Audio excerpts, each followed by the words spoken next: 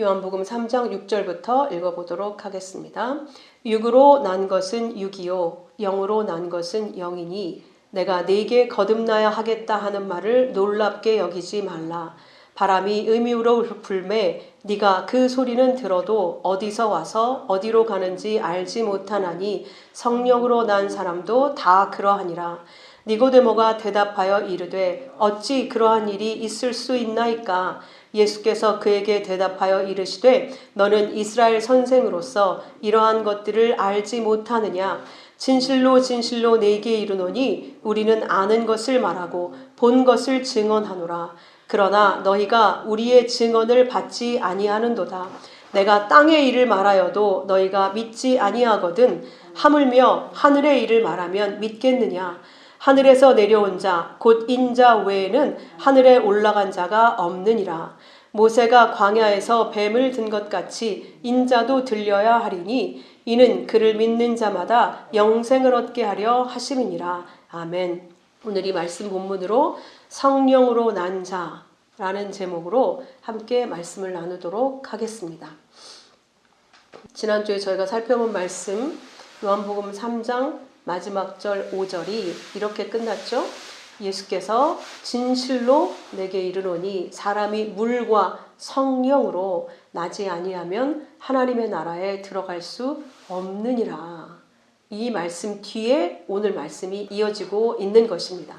물도 성령도 공통점은 하늘에서 내려온다는 것이죠. 물도 하늘에서 내려주시지 않으면, 비가 이 땅에 내리지 않으면 이 땅에 물은 있을 수가 없어요. 우리는 항상 바다가 있으니까 물이 땅에 속해 있다고 생각하지 않습니까? 그러나 물은 하늘에서 내려오는 것입니다. 하늘에서 내려주지 않으면 이 땅에는 모든 것이 말라서 죽을 수밖에 없죠. 마찬가지로 성령도 하늘에서 오시는 영이잖아요. 그 둘은 공통점이 하늘에서부터 이 땅으로 온, 하나는 물질이요 하나는 영인 것이죠. 그 물질로 영을 설명하고 있는 것이기 때문에 그 물과 성령, 하늘로부터 내린 물과 하늘로부터 내려온 그 영, 그 같은 거라고 배웠죠.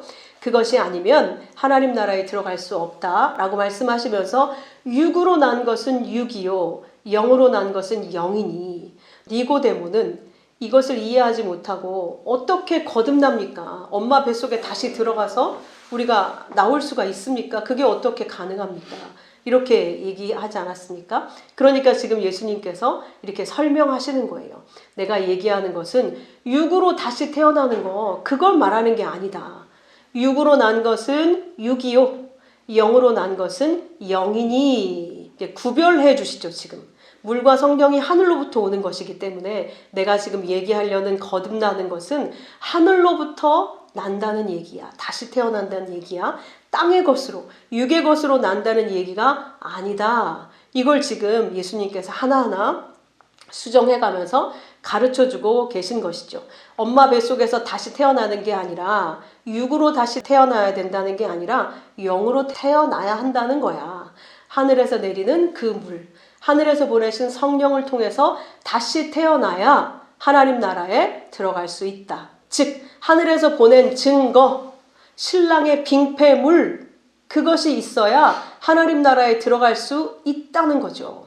하나님 나라는 그냥 우리 몸으로 우리가 훌륭하게 나를 갖고서 들어갈 수 있는 게 아니라는 거예요. 하늘로부터 내려온 그 증거물이 있어야 된다는 거예요. 그게 아니면 절대 하나님 나라는 못 들어가는 것이죠. 그건 땅의 것이 아니기 때문에 육의 노력으로는 얻을 수 없다는 거예요.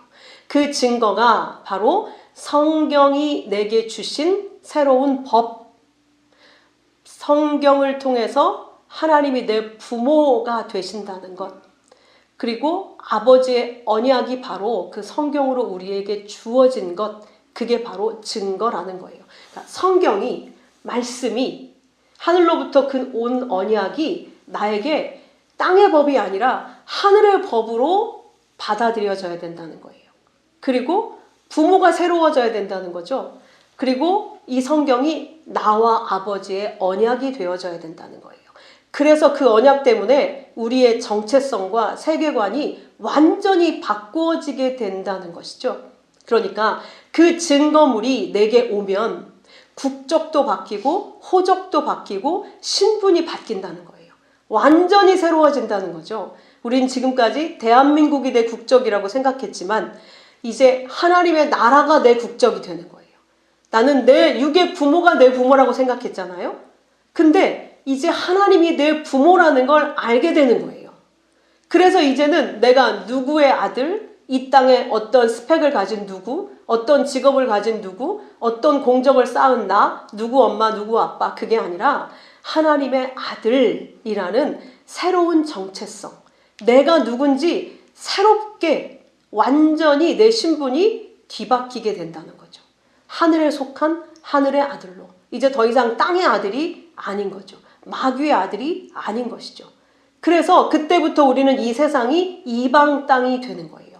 그래서 우리는 이 세상에서 이방인이 되는 겁니다. 이방에 살기 때문에 우리는 이 땅에서 어떻게 살겠습니까? 고국에 돌아갈 날을 손꼽아 기다리며 살게 되겠죠. 그래서 고국을 기다리지 않는 자들은 이 땅이 자기 나라이기 때문에 기다리지 않는 거예요. 그래서 천국의 소망이 없다. 그러면 하나님의 백성이라고 할 수가 없는 겁니다. 그렇게 천국을 손꼽아 기다리며 사는 자들이 영으로 다시 태어난 자들입니다. 왜 그걸 알았는데 아직까지 우리가 이방 땅에서 살고 있는가? 이곳에서 사는 동안 하늘 아버지의 은혜를 배우고 하늘 아버지와 사랑의 관계를 회복하도록 우리가 그 언약을 어기고 내 본능으로 내가 하나님이 되어 살려고 하는 본질을 우리가 갖고 있기 때문에 이 땅을 사는 동안 우리가 믿음의 양육 학교에 잠시 거하고 있는 것입니다. 이 세상은 그래서 믿음의 양육을 위한 학교와 같은 곳이라는 것이죠. 그래서 이곳에서 열심히 진리를 배우며 진리의 실체를 알아가게 하시기 위해서 우리가 아직 이 땅에 있다는 것이죠. 그러므로 우리가 진리를 알게 되면 더 이상 허상에 붙들려 살지 않게 된다는 거예요. 세상과 완전히 다른 가치로 살게 된다는 것입니다. 그들이 바로 영으로 난 자라는 거예요. 그래서 육으로 난 자는 육으로 살 수밖에 없어요. 육으로 났다는 건 뭘 얘기합니까? 몸, 물질로만 난 자예요.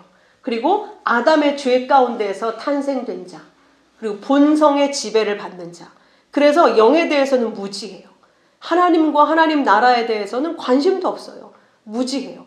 이 땅의 것으로 만족해요. 그냥 충분해. 여기서 누리는 것으로 행복할 수 있어요. 여기서 갖는 것으로 내 행복이 채워진다고 믿어서 추워도 의심치 않아서 자기의 인생을 전부 이 땅의 것들 중에 최고를 얻는 것에 자기의 모든 에너지를 쏟아붓고 사는 겁니다. 땅이 전부인 것이죠. 그들이 육으로 난 자들이에요. 그러니까 아무리 뱀이 탈피를 거듭해서 아름다운 몸을 갖게 될지라도 뱀이에요. 뱀에게 여러분 날개가 달려서 날아가는 거 보셨습니까? 그걸 상상으로 만들어내는 게 용이죠. 그런 건 있지 않은 거예요.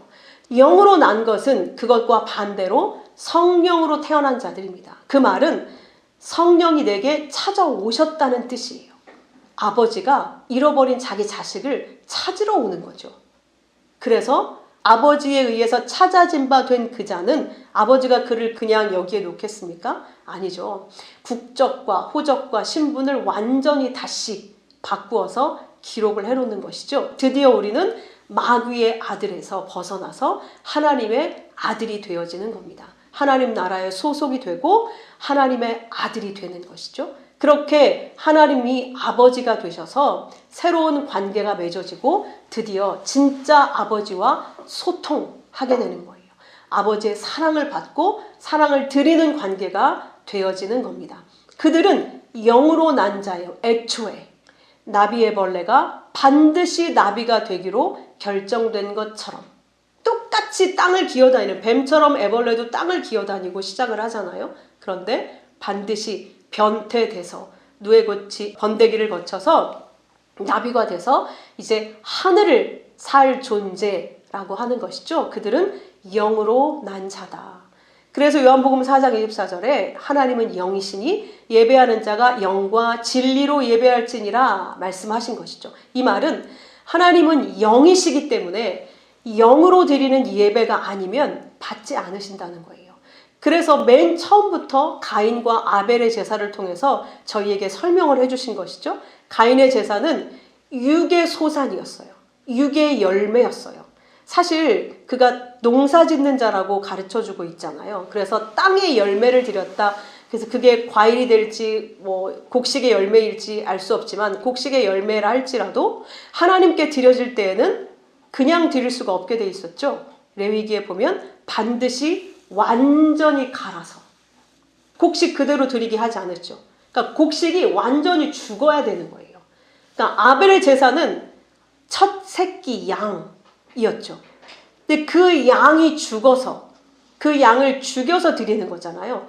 마치 이 땅의 물질로는 하나님께 드려줄 수 없다는 걸 가르치시는 거예요. 이 육이 죽어야 영으로 다시 산 제물로만 하나님께 드려질 수 있다는 걸 가르치시는 겁니다. 그걸 아벨은 알았던 거고 가인은 몰랐던 거예요. 내가 가진 내 육이 시퍼렇게 살아서 내가 수고한 걸 하나님께 드리겠다? 그건 절대 하나님이 받으실 수 없다. 죄로 인한 것은 거룩에 이를 수 없다. 하나님은 거기에 관심 없으시다. 그래서 우리의 몸은 십자가에 못 박혀 죽어야 우리 안에 있는 영이 그리스도와 함께 살리심을 입은 그 영이 하나님께 드려질 수 있는 겁니다. 그래서 요한복음 1장 12절에서도 우리가 살펴봤던 것처럼 하나님의 자녀는 혈통으로나 육적으로나 사람의 뜻으로 결정되어지는 게 아니라고 했어요. 육으로 난 자, 육으로 결정하고 선택해서 하나님의 백성이 되는 게 아니고 하나님께로부터 난 자다. 성령이 찾으러 오신 자다 이런 뜻이죠. 그래서 베드로전서 1장 23절에서도 우리가 거듭난 것은 썩어질 씨로 된 게 아니라 썩지 아니할 씨, 생명, 하나님의 영으로 된 거라는 거죠. 그래서 야고보서는 1장 18절에서 그가 진리의 말씀으로 우리를 낳으셨느니라. 성령으로 거듭났다는 건 진리의 말씀으로 우리가 다시 태어났다. 나에 대해서 다시 알게 됐다.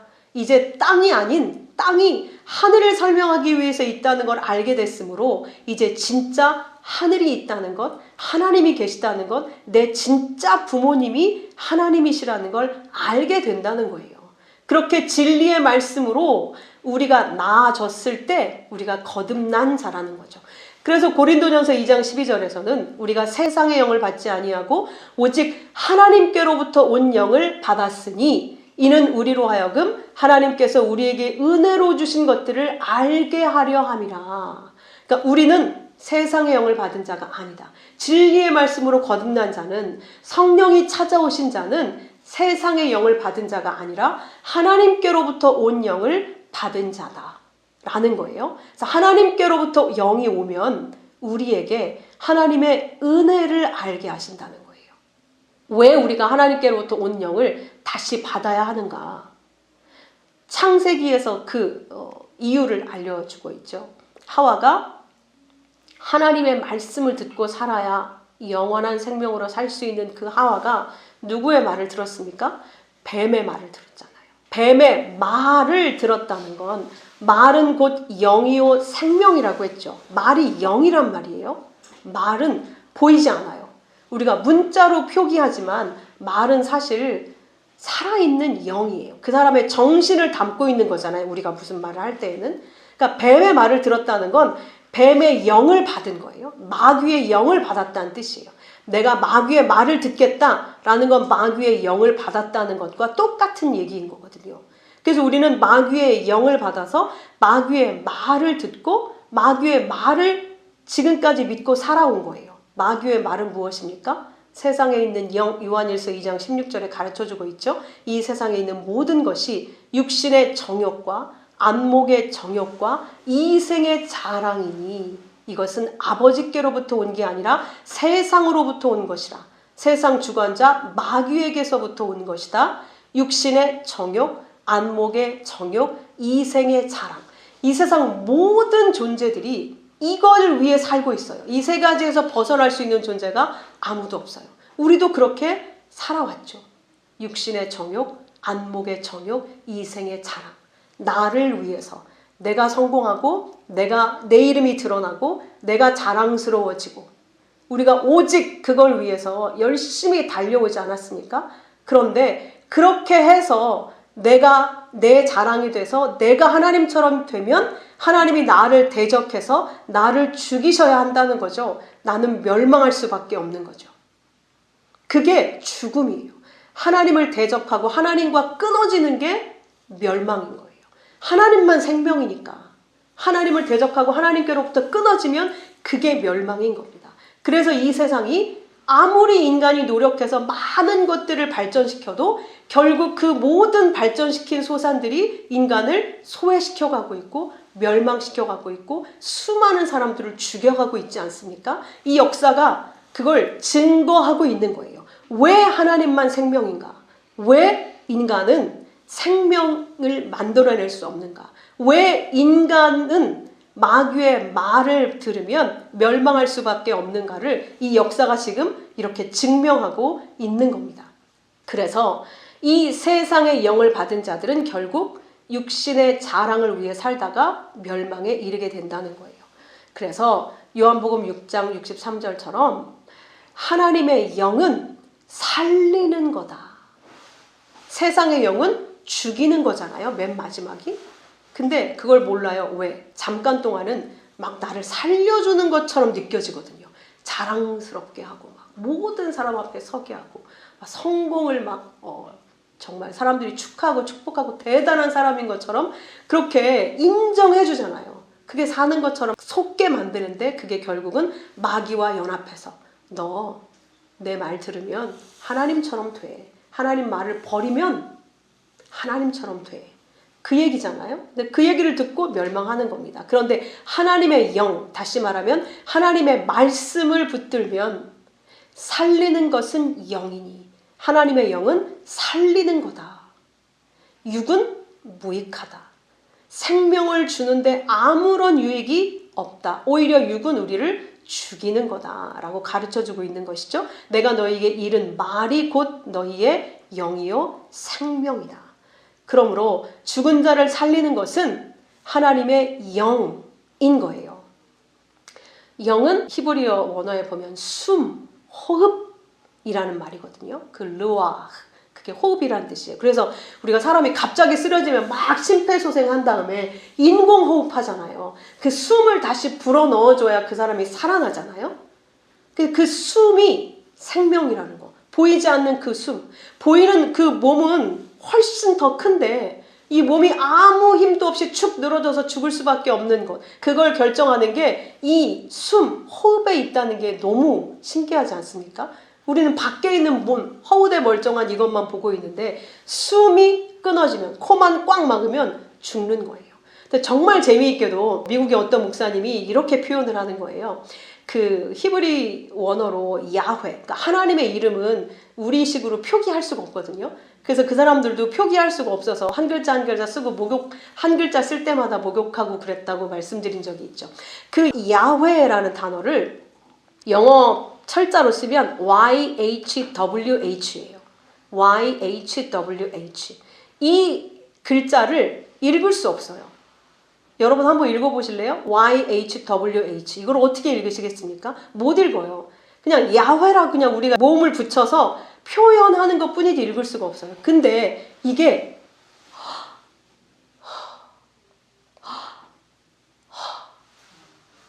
이런 소리라는 거예요. 숨소리, 호흡, 생기. 와, 이게 이렇게밖에 표현이 안 된다는 거예요. 표기가 안 된다는 거예요. 표기가 안 된다는 거죠. 호흡소리라. 호흡소리를 여러분 어떻게 표기하시겠습니까? 안 돼서 표기할 수가 없다는 거예요. 그래서 하나님이 영이고 생명이라는 것을 또 이렇게 가르쳐주고 계시구나. 그래서 히브리어가 정말 중요해요. 그래서 하나님이 생명인 거예요. 그 호흡이 우리 안에 들어와 있기 때문에 우리가 숨 쉬고 있는 거예요. 우리는 하나님의 숨으로 숨 쉬고 있는 거예요. 그래서 우리가 이 땅에 태어날 때도 이렇게 태어나고 죽을 때도 이러고 숨을 멎어요. 저희 엄마 마지막 숨 거둘 때 제가 옆에 있었거든요. 진짜 그렇더라고요. 이러고서 끊어졌어요. 그렇게 시작해서 그렇게 끊어져요. 그 호흡 때문에 우리는 생기로 살아가고 있는 거예요. 그 생기가 영원히 주어진 자는 영원한 생명을 얻고 사는 거란 말입니다. 그러므로 갈라디아서 5장 16절에서 26절에 보면 내가 이르노니 너희는 성령을 따라 행하라. 이게 페리파테오인데 성령 안에서 계속 걸어가라. 이런 뜻이거든요. 그러면 육체의 욕심을 이루지 아니하리라. 성령이 우리 안에 오셔서 우리는 이제 국적도 신분도 완전히 새롭게 되었으니 이 땅의 법을 따라 사는 자가 아니라는 거예요. 그 성령 안에서 걸어가야 된다는 거죠. 성령과 함께 살아야 된다고 하는 것이죠. 말씀과 함께 살아갈 때 너희는 육체의 욕심을 이루지 않게 된다. 육체의 욕심을 이루려는 것, 그게 그렇게 나쁜 것일까요? 근데 이렇게 권고하고 있단 말이에요. 성령을 따라가면 육체의 욕심을 이루지 않는다.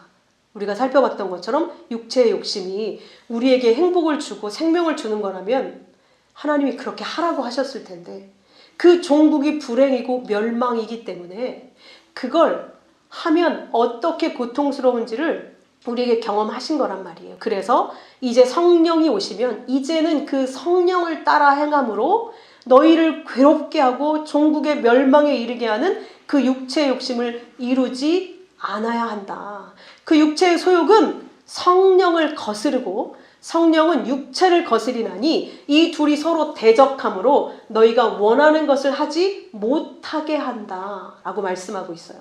그러니까 우리 안에서 육체의 소욕과 성령이 서로 대적하고 있다는 거예요. 그래서 서로 못하게, 그러니까 육체의 소욕은 성령을 따르지 못하게 하고 성령은 육을 따르지 못하게 하는 전쟁이 일어나고 있다는 거예요. 우리 안에서 아마겟돈 전쟁이 매일매일 펼쳐지고 있다는 얘기입니다. 계시록의 얘기가 먼 훗날 종국을 설명하고 있기도 하지만 오늘 우리 안에서 일어나는 영적 전쟁을 설명하고 있는 거거든요. 그렇게 전쟁이 일어나고 있다는 거예요. 그러니까 이 말씀을 통해서 우리가 알 수 있는 건 사실 내가 내 육체의 욕망과 싸우는 게 아니라는 걸 알 수 있어요. 성령과 육의 소욕이 싸운다는 거예요. 우리 안에서 마귀로부터 온 육의 본능과 성령이 계속 대적하고 있기 때문에 내가 육의 소욕을 누르거나 이기려고 해서 이길 수 있는 게 아니라 아주 간단한 방법이 있는데 우리는 왜 그렇게 애쓰잖아요. 율법으로 말씀을 알았을 때 우리가 많이 했던 거. 열심히 기도하고 하나님 다시는 안 그럴게요. 제발 이 욕망에 따라가지 않게 해주세요. 하나님 제발. 여러분 그렇게 많이 기도해 보셨죠? 저도 엄청 울면서 막 기도했었거든요. 하나님 제발 다시는 이렇게 잘못하지 않게 해주세요. 아무리 울면서 기도해서 막 정신 똑바로 차리고 큐티에 쓰고 또 쓰고 막 이래가지고 막 외우고 막 이렇게 해도 결국은 못 이겨요. 못 이겨요. 저녁에 보면 또 만신창이가 된 패전병으로 하나님 앞에 또 서는 거예요. 하나님 어떻게 하면 좋죠? 또 회개해야 돼. 이렇게 살지 않았습니까? 그걸 할 필요가 없다는 거예요. 왜? 내가 싸우는 게 아니라는 걸 지금 가르쳐주고 있잖아요. 성령과 내 육의 소욕이 싸우고 있다는 거기 때문에 내가 내 육의 소욕과 싸워서 이기는 게 아니라 내가 성령께 붙으면 되는 거란 말이에요. 성령의 뜻에 동의하고 내 마음을 성령과 함께하면 그 말씀과 내 마음을 하나로 묶어서 그 말씀을 믿음으로 받아들이면 성령이 그것을 힘으로 얻어 우리를 이끌어 가신다는 거예요. 왜? 내가 동의했으니까. 내가 동의하면 쉽게 앞으로 걸어갈 수 있잖아요. 근데 내가 반대해서 거꾸로 가면 질질 끌고 가야 된단 말이에요. 여러분 이해되시죠? 육의 소욕에 끌려가면 그런 거예요. 질질 끌려가는 거예요. 그런데 하나님이 내게 약속하셨지. 내 정과 욕심은 이미 십자가에 못 박았다. 예수 그리스도께서 십자가에 달리셨을 때 내 정과 욕심은 이미 십자가에 못 박혔다. 맞아. 그렇지. 이미 못 박혔다고 말씀하셨지. 맞아. 아멘. 맞아요. 그러므로 나는 그 말씀에 아멘하고 동의하고 맞아요. 그러므로 나는 더 이상 죄의 종노릇하지 않을 수 있게 되었습니다. 그러므로 나는 성령과 함께 동행합니다. 나는 그렇게 이미 내 안에서 해주셨다고 내가 믿음으로 주님께 고백합니다. 그렇게 성령과 함께 걸어가며 내 마음을 그 말씀에 믿음으로 딱 붙여서 그 성령의 이끄심에 순종하는 순간 내 본능이 이겨지는 거예요. 그렇게 내 탐심이 어느 순간부터 그 믿음으로 내 마음이 성령과 하나가 되면서부터 점점점 힘을 잃어버리게 되는 겁니다. 그래서 전쟁은 나에게 있는 게 아니라고 말씀하는 거예요. 그래서 내 멍에를 메고 내게 배워라. 그 말씀이 그 얘기인 거예요. 네가 그런 거 안 해서 하나님께 올바른 삶을 살아서 하나님께 노력해서 가려고 하지 말고 그럴 필요가 없어. 이미 예수께서 그 싸움을 이겨서 십자가에서 너의 정과 욕심을 못 받고 이제 그리스도로 부활해서 그 영이 너에게 와 있어서 이제 너를 그렇게 이끌고 가고 계신다는 믿음이 네 안에 있으면 그걸 기억하고 그걸 믿는 순간 나를 아직도 내 주인이라고 나를 속이고 있는 마귀가 힘을 잃어버리게 된다는 거예요. 그래서 내가 하나님의 말씀을 믿고 그 말씀을 붙잡는 순간 그 순간들이 합쳐지면서 내 안의 육의 소욕이 나도 모르게 언제 그랬는지 몰라요. 내가 믿음으로 그 말씀을 붙잡는 그 순간마다 그 마귀의 힘이 점점 잃어버려지게 돼서 내가 애쓰지 않았는데 어느 순간부터 그 죄를 안 하게 되는 거예요. 놓게 되는 거예요. 그렇게 중독에서 해방이 되는 겁니다. 그 과정 동안 그 중독에 묶여있는 내가 얼마나 비참한지를 아프게 겪어내야 돼요. 그래야 내가 성령을 붙들게 되거든요. 아직도 내가 붙잡는 이게 행복하면 절대 놓을 수가 없어요. 근데 성령과 함께 할 때 그 행복이 어떤 건지 알아야만 성령을 붙잡을 수 있다는 것이죠. 말씀의 약속을 붙들 수 있다는 거예요. 내가 말씀을 믿음으로 붙들지 않는 이유는 아직 죄가 너무 달콤하기 때문에 그래요. 그리고 하나님이 이제 정죄도 하지 않으신데 그러니까 꼭 그래도 되는 것 같거든요. 근데 그게 너무 괴롭게 될 거란 말이에요. 하나님의 백성이라면.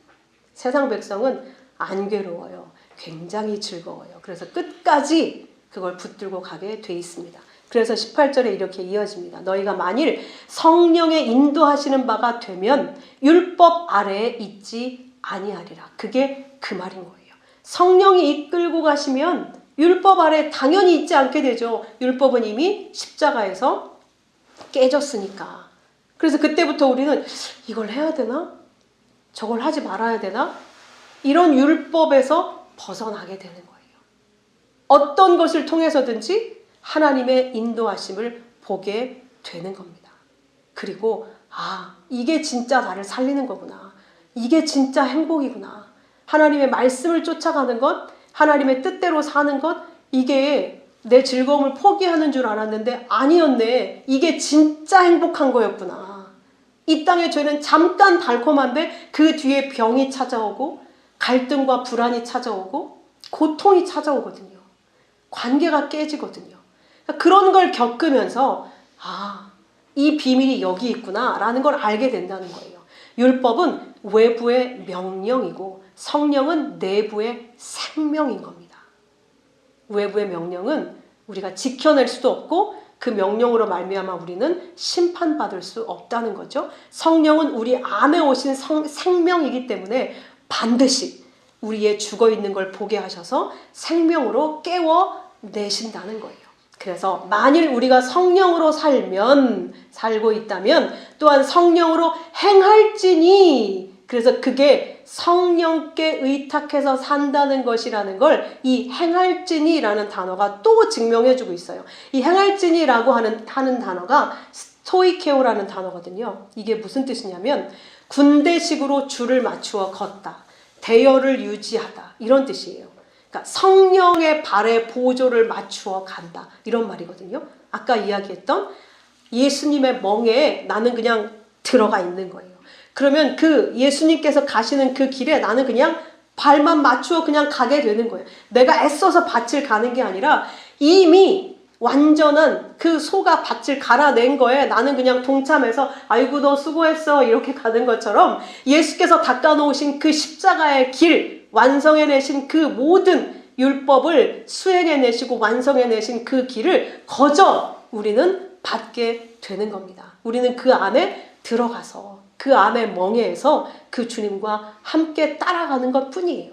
그래서 우리에게 나오는 그 열심이 그 성령의 이끄심에 순전히 따라가고 복종하고자 하는 열심이 우리에게 나오게 된다는 거죠. 그걸 신앙생활이라고 하는 겁니다. 우리는 거기에 집중해야지 헛된 영광을 구하여 서로 노엽게 하거나 투기하는 데에 시간을 쏟지 말아라. 이렇게 연결이 되고 있어요. 진짜 영광을 구해야지. 헛된 영광, 텅 빈 것, 이 땅에 텅 빈 것, 알맹이 없는 자랑, 남에게 잘 보여줘서 그거 어디다 쓸 거예요? 그걸로 천국 갈 거예요? 아니잖아요. 근데 그걸 그렇게 중요시 여기는 우리의 그 허영심, 그 헛된 영광을 구하여 서로 싸우고 분내고 노여워하고 경쟁하고 투기하다가 지옥에 가지 말고 진짜 영광을 구해라. 그게 영의 생명을 얻은 자야. 그렇게 성령에 이끌려 살아라 라는 것이 이 한 구절 짧은 단어 문장에 들어있는 겁니다. 육으로 난 것은 육이고 영으로 난 것은 영입니다. 7절 내가 내게 거듭나야 하겠다는 말을 놀랍게 여기지 말라. 이 설명을 하시면서 영으로 나야 되는 거야. 네가 생각하는 것처럼 육으로 나는 그거 아니야 라고 말씀해 주셨잖아요. 그걸 그게 뭐지? 이렇게 이상히 놀랍게 여기지 말아라. 그걸 다시 이렇게 또 설명해 주세요. 예수님이 정말 자세하게 가르쳐 주세요. 내 새끼니까. 바람이 이번엔 바람으로 설명하세요. 정말 재밌죠? 바람이 임의로 불매. 바람은 이때 쓰인 단어가 푸니우마예요. 루아, 푸니우마, 숨, 영. 이걸 바람의 뜻도 있기 때문에 이 단어로 쓴 거거든요. 바람이 임의로 불매. 거칠게 숨쉬다. 또 바람이 원하는 대로 불어가다 이런 말이거든요. 네가 그 소리는 들어도 어디서 와서 어디로 가는지 알지 못하나니 성령으로 난 자도 다 그러하니라. 이렇게 말씀하셨어요. 자, 이 얘기는 뭐냐? 성령으로 났다는 거. 성령으로 나는 게 뭐지? 물과 성령으로 나는 게 뭐지?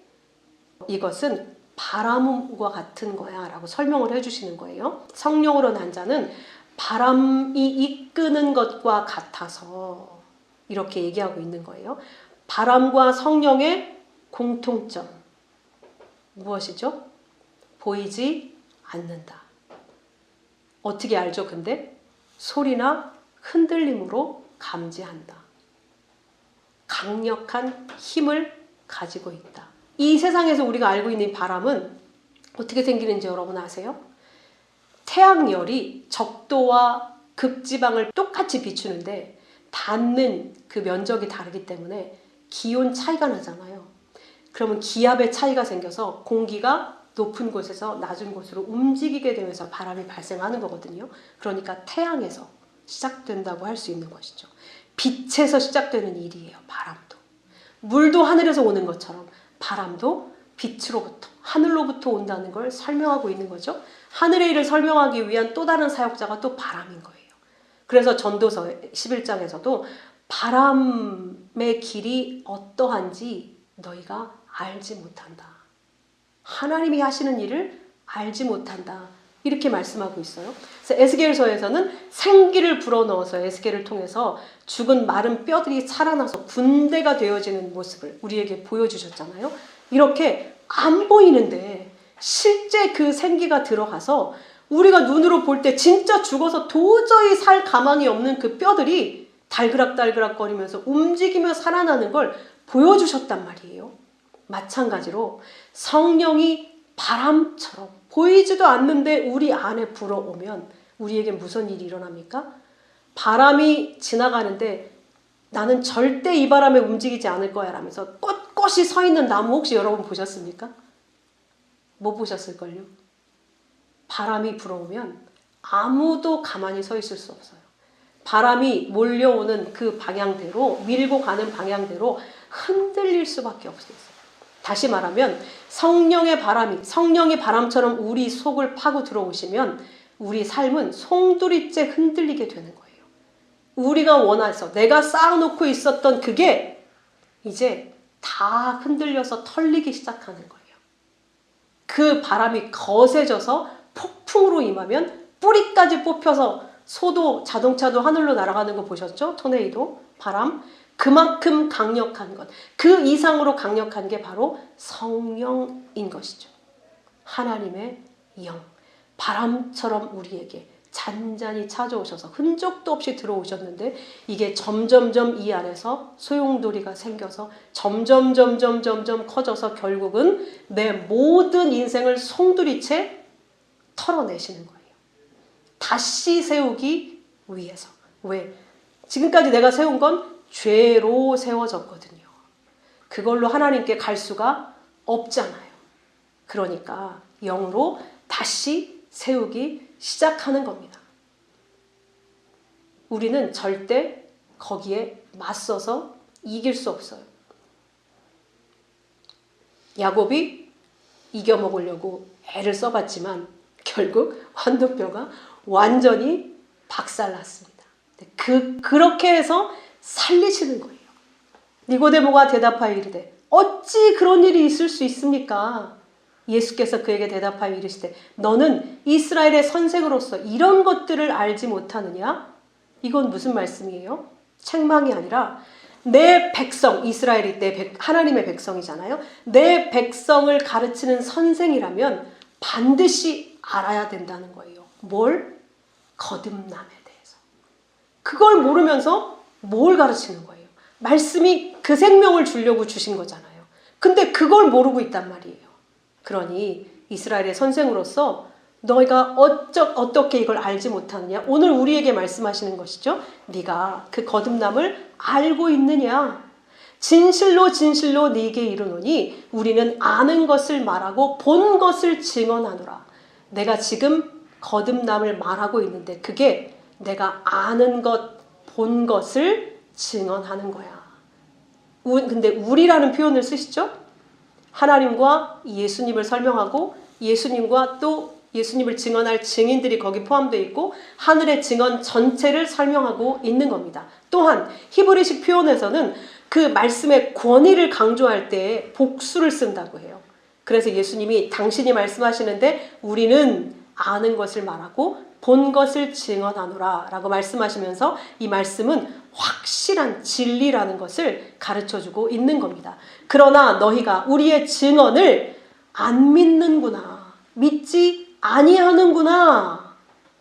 내가 땅의 일을 말해도 너희가 믿지 아니하거든. 땅의 일을 말한다? 하늘의 일을 가르치기 위해서 지금 주님이 땅의 일로 설명을 하고 계시죠. 하늘의 일은 하나님의 구원이잖아요. 영생을 주시는 구원. 그걸 우리에게 가르쳐 주셔야 되잖아요. 그래야 우리가 알고 그걸 받을 수 있으니까. 그래서 예수님이 이 땅에 오셔서 모든 걸 땅의 것으로 비유해서 설명을 해주시는 거예요. 알아들어야 되니까. 하늘의 것을 직접 우리가 못 알아들으니까. 거듭난다는 말을 지금 니고데모에게 했을 때 못 알아듣고 있잖아요. 우리도 마찬가지예요. 거듭나야 된다. 당신 거듭났습니까? 구원파들이 맨날 했던 거듭났습니까? 내가 거듭났나? 어떻게 내가 거듭났나? 우리가 이렇게 생각한단 말이에요. 네, 전 거듭났습니다. 이렇게 당당하게 얘기하는 사람이 거의 드물다는 거죠. 그럼 모른다는 거잖아요. 거듭나는 게 뭔지.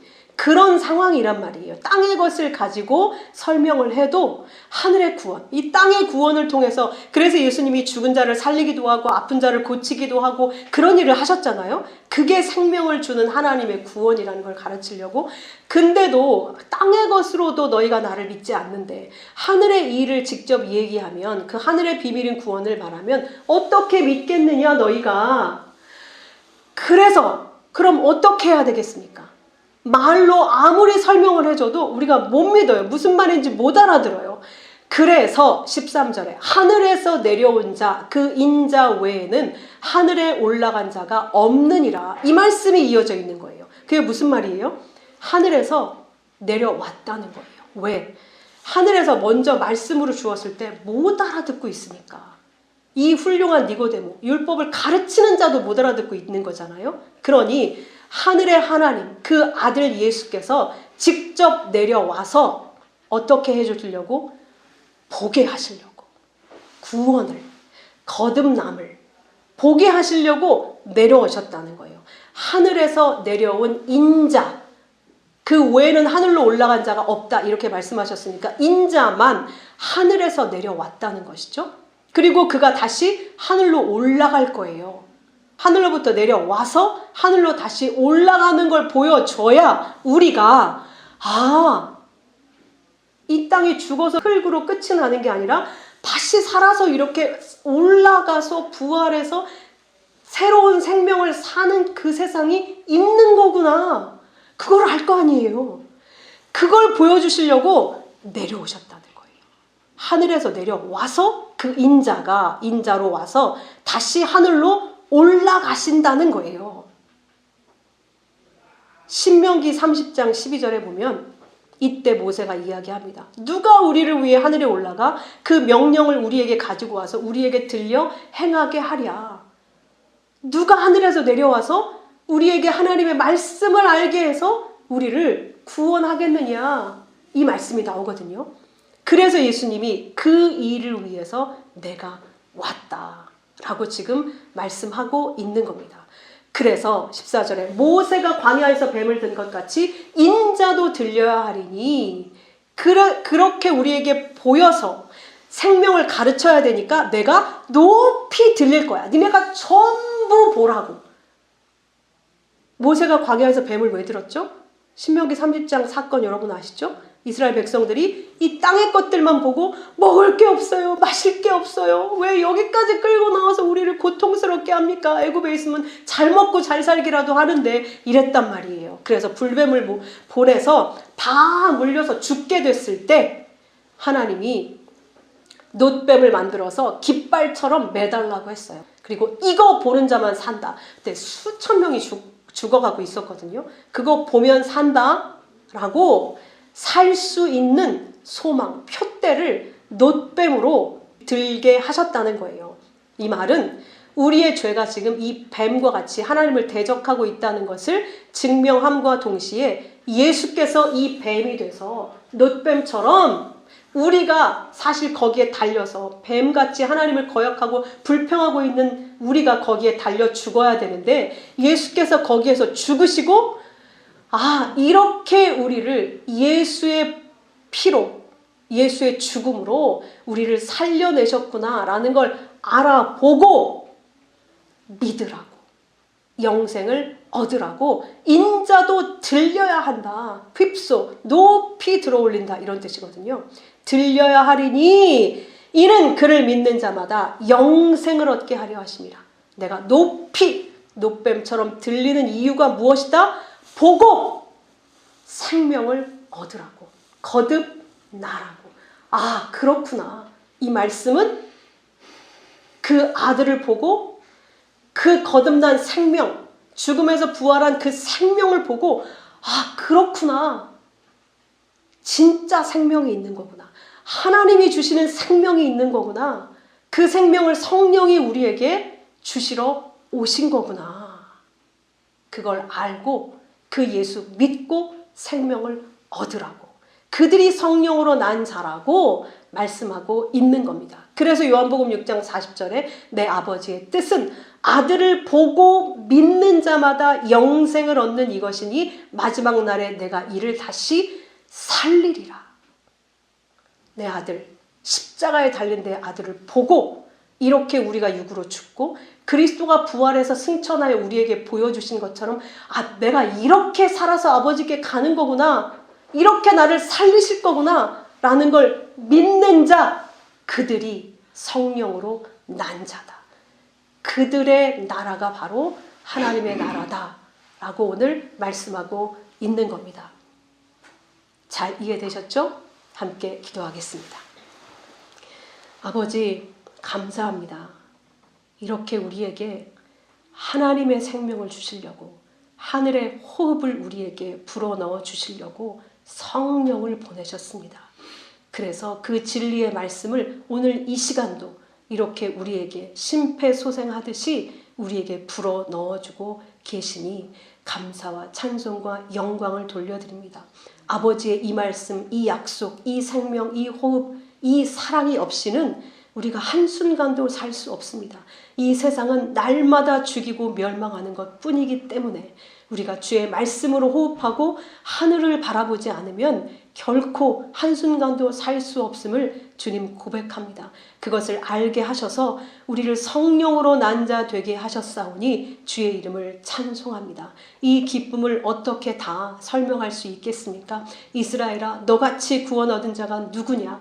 아버지께서 친히 성령을 보내셔서 우리를 성령으로 나게 하사 주의 아들 삼으셨사오니 주님 홀로 영광을 받으시옵소서. 그리고 이 기쁨으로 살게 하시고 이 생명의 숨을 또 다른 그 호흡이 부족해서 고통받고 있는 자들에게 마음껏 불어 나누어 주는 저희들이 되어지도록 인도하여 주시옵소서. 그 생명 주로 여기까지 오신 예수 그리스도 주님의 이름을 찬송하고 감사하며 귀하신 예수 그리스도의 이름으로 감사하기도 하옵나이다. 아멘.